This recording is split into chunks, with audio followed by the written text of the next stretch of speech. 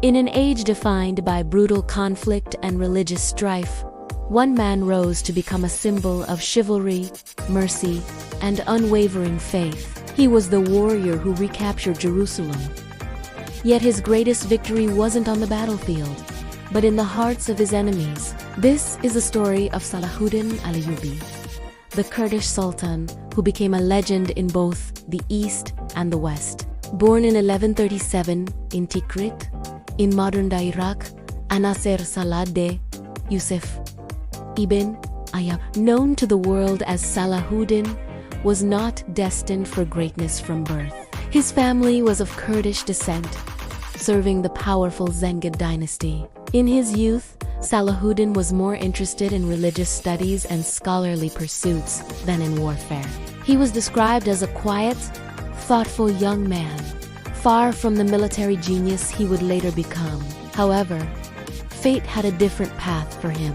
His uncle Sherku was a prominent military commander, and it was under his wing that Salahuddin first tasted the complexities of battle and politics. He was sent on a campaign to Egypt, a land torn by internal power struggles and threatened by crusader ambitions. It was in Egypt that Salahuddin's hidden talents began to shine.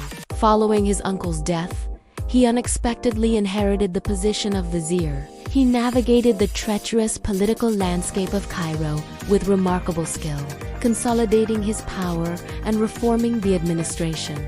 He abolished unpopular taxes, founded schools and hospitals, and brought stability to a fractured land.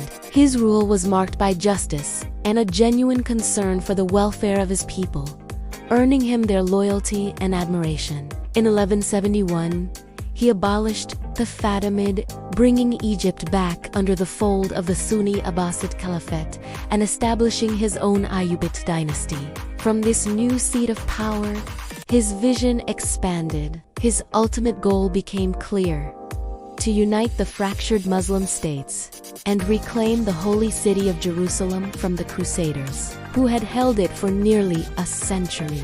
The road to Jerusalem was long and arduous. Salahuddin spent over a decade uniting the disparate Muslim territories of Syria, Mesopotamia, and Arabia under his banner. He used a combination of diplomacy, strategic alliances, and, when necessary, military force. He was a master tactician, but his leadership was defined by more than just battlefield prowess. He led by example, living a simple, ascetic life despite his immense power.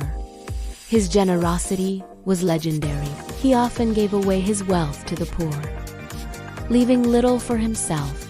This personal piety and unwavering commitment to his cause inspired fierce loyalty in his soldiers and respect among his rivals. He was seen not just as a king, but as a true leader fighting for a righteous cause. The culmination of his life's work came in 1187 at the Battle of Hattin. In a brilliant strategic move, Salahuddin lured the Crusader army into a waterless wasteland and annihilated them. The path to Jerusalem was now open. When his army arrived at the gates of the holy city, the inhabitants feared a repeat of the brutal massacre that had occurred when the first Crusaders took the city 88 years earlier. But Salahuddin was a different kind of conqueror. After a brief siege, the city surrendered. Instead of slaughter, he offered mercy. He allowed the citizens to ransom their freedom for a small price, and he even paid the ransom for thousands of the poor who could not afford it. He ensured that Christian holy sites were protected and that pilgrims could continue to visit them.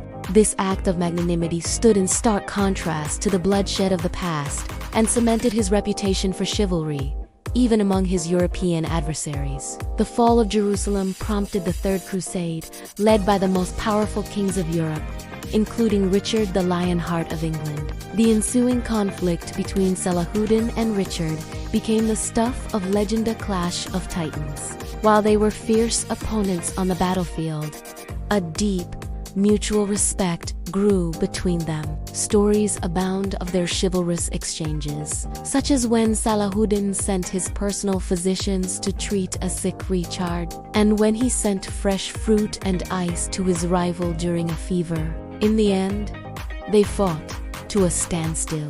Unable to retake Jerusalem, Richard negotiated a truce with Salahuddin in 1192, securing Christian access to the Holy City.